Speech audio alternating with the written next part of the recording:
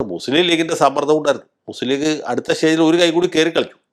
അത് അധികം പേര് ശ്രദ്ധിച്ചില്ല. അതെന്ന് വെച്ചാൽ ഈ മുതിർന്ന നേതാക്കന്മാരെ വിളിപ്പിച്ച ദിവസം മുസ്ലിം ലീഗിൻ്റെ ഉന്നതാധികാര കമ്മിറ്റി, അതിൽ കുറച്ച് മെമ്പർമാരുള്ളൂ, ഇ ടി മുഹമ്മദ് ബഷീർ, അങ്ങനെ പി കെ കുഞ്ഞാലിക്കുട്ടി, കുറച്ച് പേര് മാത്രമുള്ളൊരു കമ്മിറ്റിയാണ്. അത് പാണക്കാട്ട് യോഗം ചേർന്നിട്ട് ഒരു തീരുമാനം എടുത്തു.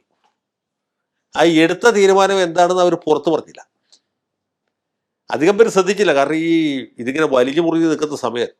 അതുകൊണ്ട് ഉന്നതാധികാര കമ്മിറ്റി യോഗം ചേർന്നു, പത്രക്കാരൊക്കെ പാണക്കാട്ടിൽ ചെന്നു. അപ്പോൾ അവർ പറഞ്ഞു, ഞങ്ങൾ തീരുമാനം എടുത്തു, അത് ഉചിതമായ സമയത്ത് തുറന്നു പറയാനായിട്ട് തങ്ങളെ ചുമതലപ്പെടുത്തിയിട്ടുണ്ട്. ഞങ്ങളെല്ലാവരും കൂടി ഇടിമിന്നലേറ്റ് മരിച്ച ആ യുവാക്കളെ മൃതദേഹം കാണാനായിട്ട് അങ്ങോട്ട് പോവുകയാണ്. കോൺഗ്രസിൻ്റെ തീരുമാനം ഞങ്ങൾ കാത്തിരിക്കുകയാണ്. ആ തീരുമാനം വന്നതിന് ശേഷം ഞങ്ങളുടെ തീരുമാനം പറയാം എന്ന് പറഞ്ഞു. അപ്പോൾ അത് ചെറിയ തീരുമാനമല്ല. ലീഗിന് ആ തീരുമാനം എടുത്തപ്പോൾ തന്നെ പുറത്തു പറയാൻ പറ്റാത്ത അത്രയും ഗുരുതരമായ ഗൗരവവാഹമായ ഒരു തീരുമാനമാണ്. ആ തീരുമാനം എന്തായിരുന്നു എന്ന് ചോദിച്ചാൽ നമുക്കിപ്പോൾ ഊഹിക്കാനേ പറ്റുള്ളൂ.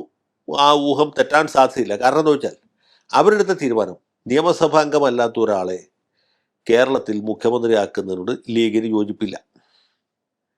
അതുകൊണ്ട് ഉപതെരഞ്ഞെടുപ്പ് ഉണ്ടാകുകയും അതിൻ്റെ ഫലം വിപരീതമാകുകയും ചെയ്താൽ ഞങ്ങൾക്ക് ഉത്തരവാദിത്തമില്ല എന്ന് പറഞ്ഞാൽ അതിൻ്റെ അർത്ഥം ഒരു കാരണവശാലും വേണ്ട എന്നാണ്.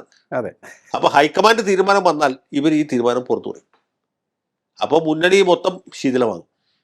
അതിനേക്കാൾ ഉപരി മുസ്ലിം ലീഗിൻ്റെ പിന്തുണയില്ലാതെ, അല്ല മാത്രമല്ല, അങ്ങനെ ഒരു ഘട്ടത്തിൽ ഈ നിയമസഭാംഗമല്ലാത്ത ഒരാൾ മുഖ്യമന്ത്രിയായിട്ട് വരികയാണെങ്കിൽ ഞങ്ങൾ മന്ത്രിസഭയിൽ ചേരില്ല, പുറത്ത് നിന്ന് പിന്തുണയ്ക്കും.